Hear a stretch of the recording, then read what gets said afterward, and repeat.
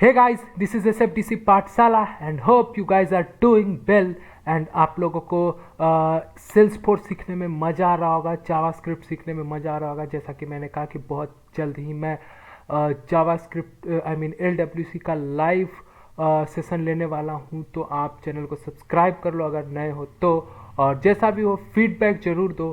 तो जावास्क्रिप्ट सीखने की इस सीरीज़ में आज मैं बात करने वाला हूं प्रॉमिस की, कि प्रॉमिस क्या होता है, कैसे काम करता है, उसके सिंटेक्स को मैं लिख करके दिखाऊंगा, एक छोटा सा प्रोग्राम बना करके दिखाऊंगा ताकि आप प्रॉमिस सीख सको कि क्या होता है।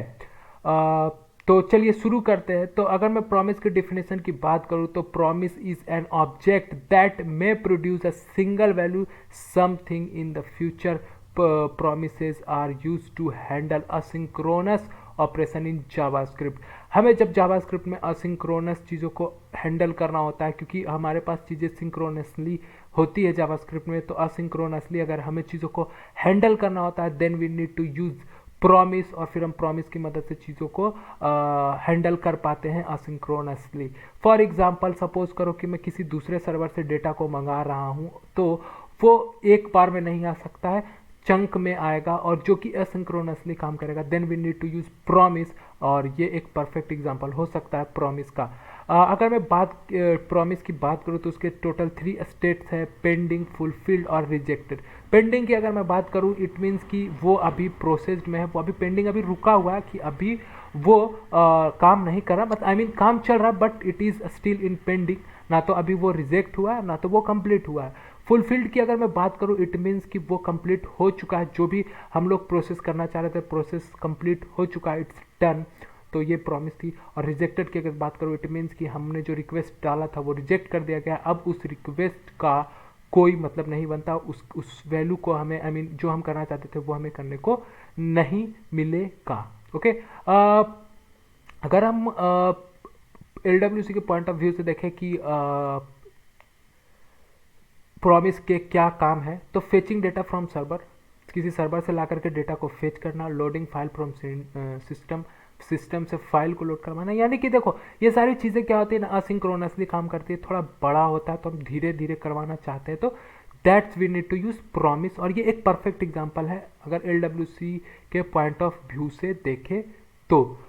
ये थे कुछ थ्योरेटिकल बातें प्रॉमिस के बारे में। आई होप कि आप लोगों को चीज़ें समझ में आई होगी। अगर कहीं पे कुछ डाउट रहा तो प्लीज़ कमेंट सेक्शन में कमेंट करके ज़रूर बताओ, फीडबैक दो, और जैसा भी हो आप कमेंट ज़रूर करो, ताकि मुझे अच्छा लगे, या फिर अच्छा हो तो अच्छा लगे, ख़राब हो तो मैं उसको सुधारने की कोशिश करूँ। So please do comment in comment section, and अगर आप चैनल पर नए हो तो प्लीज़ सब्सक्राइब कर लो।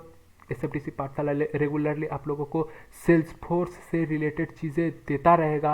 आप सेल्स फोर्स ट्रेनिंग्स भी सीखते रहोगे, लाइव सेशंस भी मैं लाने वाला हूँ, तो प्लीज़ सब्सक्राइब करो। वीडियो अगर अच्छा लग रहा हो तो वीडियो को लाइक करो, और तब तक हम चलते हैं थोड़ा VS कोड पे और सिंटेक्स देख लेते हैं किस तरीके से काम करते हैं। एक सिंपल सा प्रोग्राम है प्रॉमिस का, लिख करके दिखाने वाला हूँ।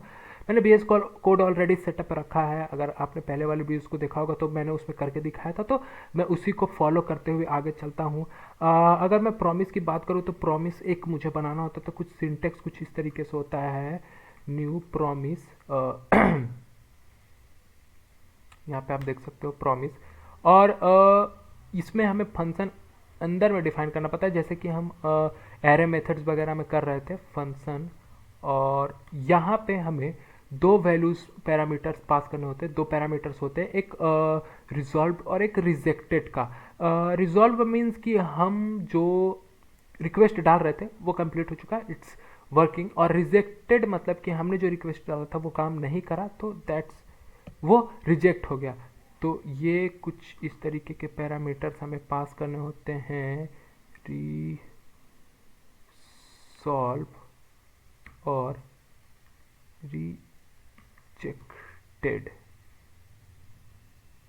Reject. Okay, resolve and reject, ठीक है। अब यहाँ पे हम अगर सपोज करो कि हमारा सक्सेसफुली हो गया जो भी हम करना चाहते थे, तो हम रिटर्न कर सकते हैं रिसॉल्व, रिटर्न रिसॉल्व, और जो भी हम मैसेज प्रिंट करना चाहते हैं, like successfully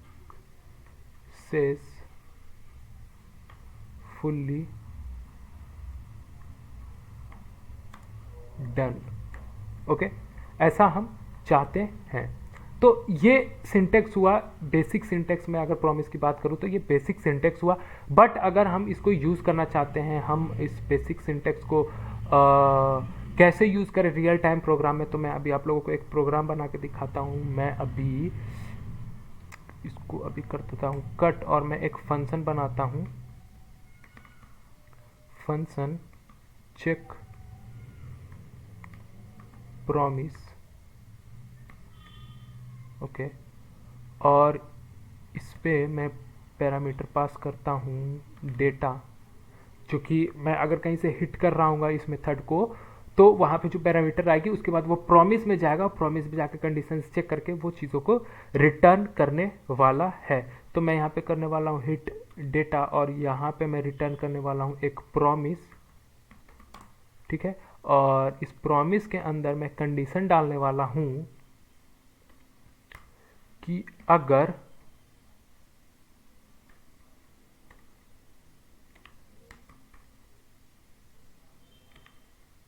data equals success है, तो ये रिजॉल्व वाला ये प्रिंट करके दे, आई मीन सक्सेसफुली डन वाला करे। अदरवाइज ये रिजेक्ट करके रिटर्न करे, इल्स में जाए और ये रिटर्न करे रिजेक्ट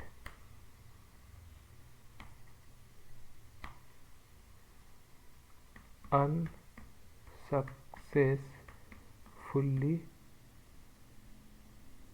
डन। ओके, ये मैंने एक सिंपल सा मेथड बनाया, और अब इस मेथड को मैं सपोज करो कि कॉल कर रहा हूँ कंसोल से, console.log। इस मेथड को मैंने करा कॉल, और मैं पैरामीटर पास कर देता हूँ सक्सेस। मैं जैसा ही सेव करूँगा और इसको लाइव सर्वर से रन करूँगा, क्या एक सेकेंड, थिंक लाइव सर्वर का कुछ तो गड़बड़ किया है मैंने। गो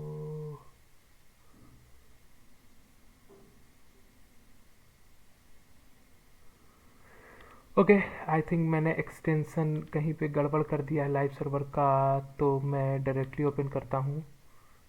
ये रहा मेरा index.php, और मैं इसको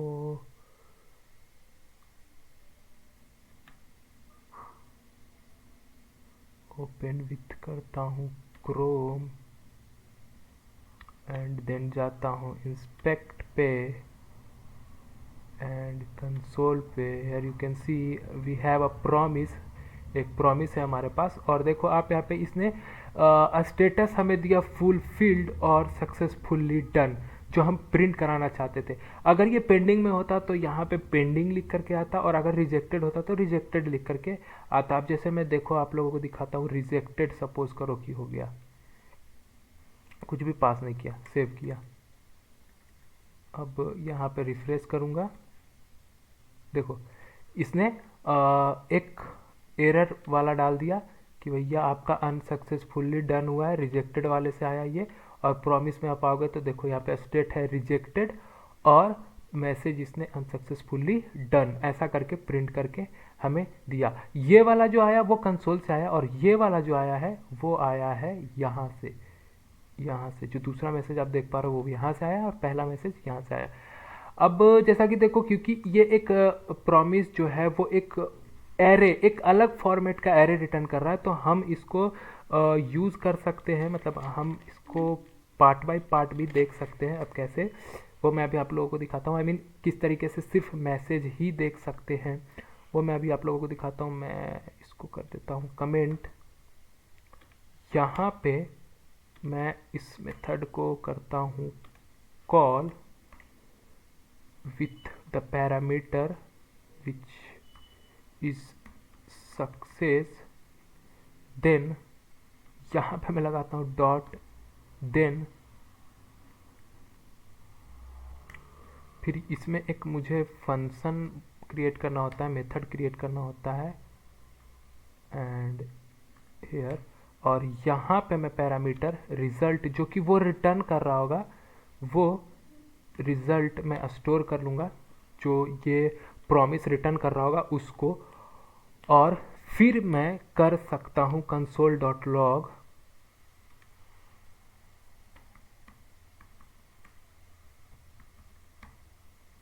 रिजल्ट। तो अब आप देखोगे कि ये मैंने करा सेव। अब आप यहाँ पे देखोगे, अगर मैं रिफ्रेश करूँ तब आप यहाँ पे देखोगे, देखो सिर्फ सक्सेसफुली डन। अभी प्रॉमिस का पूरा एरे आ रहा था, बट जैसे ही मैंने उसको इस तरीके से कोड को लिखा तो सिर्फ और सिर्फ मुझे सक्सेसफुली डन वाला ये वाला रिजॉल्व वाला मेथड आया। अब सपोज करो कि मैं गलत पास करता हूँ तो यहाँ पे मुझे आ गया अनसक्सेसफुली डन का रिजेक्ट वाला जो है वो कंसोल पे चल रहा है। रिजेक्ट वाला हमेशा एरर के फॉर्मेट में आएगा, और जो सक्सेसफुली रहेगा मतलब जो रिजॉल्व वाला रहेगा वो जैसा कंसोल हम चाहते हैं वैसा करके आएगा। एक और मेथड है हमारे पास यहाँ पे डॉट एरर का, और not console only dot error, sorry dot catch, और फिर यहाँ पे भी हम एक मेथड बना सकते हैं, मतलब बनाते हैं सिंटेक्स के अकॉर्डिंग, एंड यहाँ पे हम लिखते हैं कंसोल डॉट एरर, और फिर यहाँ पे मैं लिखता हूँ कि जो एरर हमें मिलेगा, मतलब जो भी एरर वो रिटर्न करेगा, जो कि एरर में यहाँ पे मुझे पैरामीटर में पास करना होगा।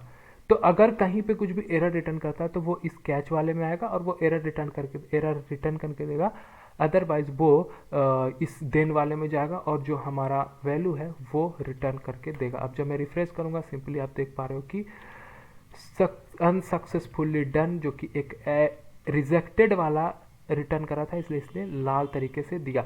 आपने कई बार देखा होगा कि जब थर्ड पार्टी आप कोई फ्रेमवर्क यूज़ कर रहे हो तो jQuery वगैरह वगैरह, तो इस टाइप की चीज़ें आप लोगों को देखने को मिलती है, और फिर आप अगर उसके कोड को देखने जाते हो तो कुछ इस टाइप का कोड भी दिखता है, प्रॉमिस बना करके। तो कुछ इस तरीके से हम बैकएंड्स के कोड लिख सकते हैं, असिंक्रोनस के कोड लिख सकते हैं जावास्क्रिप्ट में जब हमें ज़रूरत पड़ेगी तो, और जाहिर सी बात है पड़ती ही है, एसिंक्रोनसली चीज़ों को करना होता है। तो होप कि आप लोगों को ये जो कोड मैंने बताया वो समझ में आया होगा, जो थ्योरेटिकली समझाने की कोशिश करी वो समझ में आया होगा, और अगर फिर भी समझ में ना आया तो प्लीज़ एक बार वीडियो को रिपीट करके देखो, फिर से समझने की कोशिश करो, और फिर भी समझ में ना आया तो प्लीज़ कमेंट करो, I will try to answer. और अगर अभी तक आपने SFDC पाठशाला टेलीग्राम चैनल को ज्वाइन नहीं किया तो जाओ ज्वाइन करो, और अभी मैं डेवलपर ग्रुप गया का ग्रुप लीडर भी हूँ, तो मैं साथ ही साथ वहाँ पे इवेंट्स भी रखता हूँ, तो please we connected with LinkedIn, आप मुझे लिंक्डइन से कनेक्ट कर सकते हो, जहाँ पे मैं रेगुलरली अपडेट्स पोस्ट करता रहता हूँ, तो आपसे कोई इवेंट्स ना छूटे, क्योंकि मैं बहुत सारे स्पीकर्स को वहाँ पे इनवाइट करता हूँ। LWC ट्रेनिंग्स भी अभी ऑर्गेनाइज करा है मैंने, और करियर से अपॉर्चुनिटी से रिलेटेड बातें भी मैं वहाँ पे करता हूँ उस ग्रुप में जब इवेंट्स होते हैं, और सारे इवेंट्स मैं वर्चुअल कराने की कोशिश करता हूँ ताकि बहुत सारे लोग ज्वाइन कर सकें जो कि गया बिहार के बाहर के हैं, वो लोग भी आकर के ज्वाइन कर सके, महाराष्ट्र या साउथ या कहीं से भी हों वो आकर के ज्वाइन कर सके। तो आप मुझे लिंक्डइन पे कनेक्ट कर सकते हो ताकि आपको रेगुलर अपडेट्स मिलता रहे। SFDC पाठशाला टेलीग्राम ग्रुप को ज्वाइन कर सकते। तब तक के लिए मैं कहूँगा thank you and keep watching.